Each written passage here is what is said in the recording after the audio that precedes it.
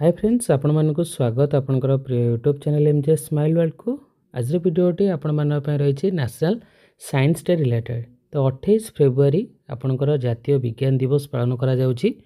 आपणकर काहेकि दिवसटी पालन करा जाउछि से रिलेटेड आम गोटे छोटिया कलेक्शन करू जोटा कि आपणकर विकिपीडिया रु कलेक्शन करा जाइछि। जातीय विज्ञान दिवस प्रतिवर्ष 28 फेब्रुआरी रे भारत रे पालन करा जाए।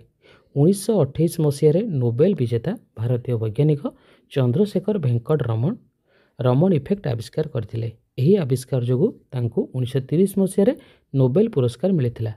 1986 मसीह NCSTC national council for science and technology communication सरकार को 28 फेब्रुआरी को जातीय विज्ञान दिवस घोषणा करने को कही। से घटनाटी एवं देश में विभिन्न स्थान में विद्यालय महाविद्यालय विश्वविद्यालय गवेषणागार पालित होउछि। प्रथम विज्ञान दिवस 1987 मसीह होइतिला।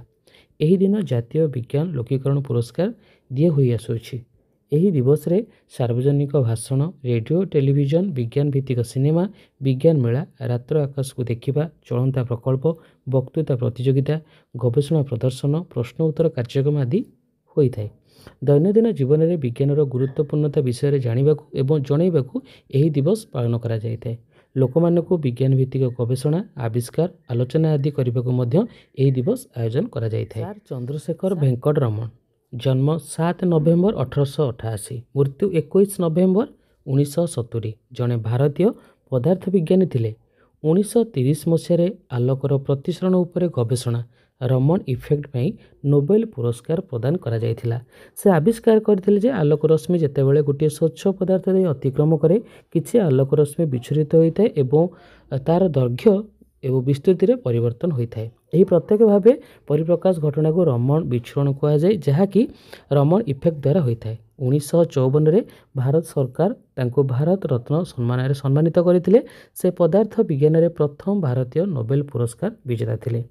सीवी रमन तिरुचिरापल्ली तमिलनाडुर एक ब्राह्मण परिवार रे जन्मग्रहण करथिले। तांको पिता चंद्रशेखर रामनाथन आयर गणित और भौतिक विज्ञान अध्यापक थिले। तांको माँ पार्वती अम्मल जड़े संस्कृत परिवार महिला थिले। तांको पिता 1892 रे श्रीमती ABN कॉलेज विशाखापट्टनम रे अध्यापक भाव जोग देइथिले। तेणु तांकर प्रारंभिक शिक्षा सेठाकर SA एंग्लो इंडियन उच्च विद्यालय होइथिला। मात्र 12 वर्ष बयस से मैट्रिक परीक्षा उत्तीर्ण होइथिले एवं 14 वर्ष बयस युक्त 2 परीक्षा उत्तीर्ण होइथिले। 1902 रे से मद्रासर प्रेसिडेंसी कॉलेज रे जोग देइथिले। पर से मद्रास विश्वविद्यालय पढ़ी सेठारु BA डिग्री हासिल कले।